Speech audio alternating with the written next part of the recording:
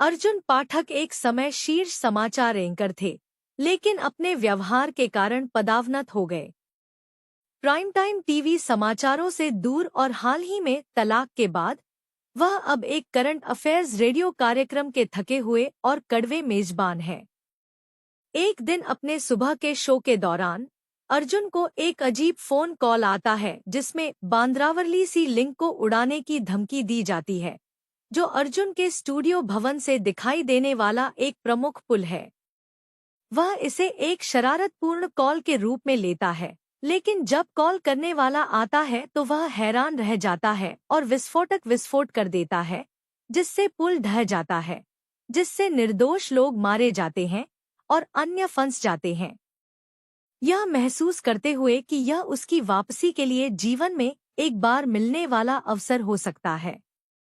एक न्यूज़कास्टर के रूप में अर्जुन पुलिस को नहीं बुलाता। इसके बजाय वह अपने रेडियो स्टेशन से एक अस्थायी टेलीविजन स्टूडियो स्थापित करता है और अपनी स्थिति वापस पाने के लिए अपने पूर्व बॉस, रेटिंग जुनूनी समाचार निर्माता अंकिता मालास्कर के साथ बातचीत करता है। वह आतंकवादियों के साथ उनकी फोन पर हुई बातचीत को विशेष रूप से वास्तविक समय में प्रसारित करने के लिए एक खतरनाक सौदा करता है, जैसा कि पूरा देश देखता है। न्यूज़रूम में अराजकता मच जाती है क्योंकि अर्जुन, अंकिता, पुलिस, अन्य प्रसारक और सरकार सभी अपने एजेंडे के लिए आतंकवाद का फायदा उठाते हैं। एकमात्र अपवाद अर्जुन की पूर्व पत्नी सौम्या है, जो एक रिपोर्टर है जो आतंकवादी हमले के स्थल से स्वेच्छा से रिपोर्ट करती है।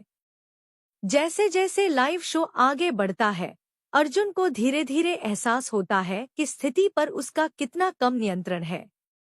आतंकवादी, जो खुद को 50 वर्षीय निर्माण श्रमिक रघुबीर महाटा होने का दावा करता है, जिसने पुल की मरम्मत करते समय एक औद्योगिक दुर्घटना में अपने 3 सहकर्मियों को खो दिया था, का कहना है कि पीड़ितों के परिवारों को मुआवजा नहीं दिया गया और वह सार्वजनिक माफी की मांग करता है। मंत्री जयदेव पाटिल, पुल पर कई लोगों के बचे रहने पर आतंकवादी दूसरे विस्फोट की धमकी देता है।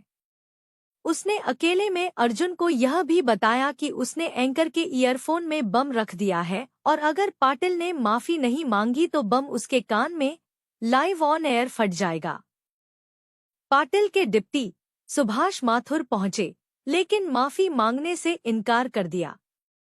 अर्जुन को पता चलता है कि माथुर के ईयरपीस में भी बम है और वह उसे सावधानी से चेतावनी देता है, लेकिन कॉलर सीसीटीवी फुटेज के माध्यम से यह देख लेता है और माथुर के ईयरपीस में बम विस्फोट कर देता है, जिससे उसकी मौत हो जाती है। इससे अर्जुन बेहद डर जाता है, लेकिन अंकिता उसे आगे बढ़ने का आदेश देती है। फोन करने वाले ने पुल पर और विस्फोट करने की धमकी दी, जिससे अर्जुन की पत्नी सौम्या भी मर जाएगी। अर्जुन ने उनसे स्टूडियो में आने का अनुरोध किया जहां मंत्री उनसे माफी मांगेंगे। इससे अंकिता क्रोधित हो जाती है, जो अर्जुन द्वारा पुल की मरम्मत के दौरान जान गंवाने वाले निर्माण श्रमिकों की खबर को छुपाने के लिए रिश्वत लेने की जानकारी लीक कर देती है, जिसके कारण उसे पदावनत कर दिया गया था।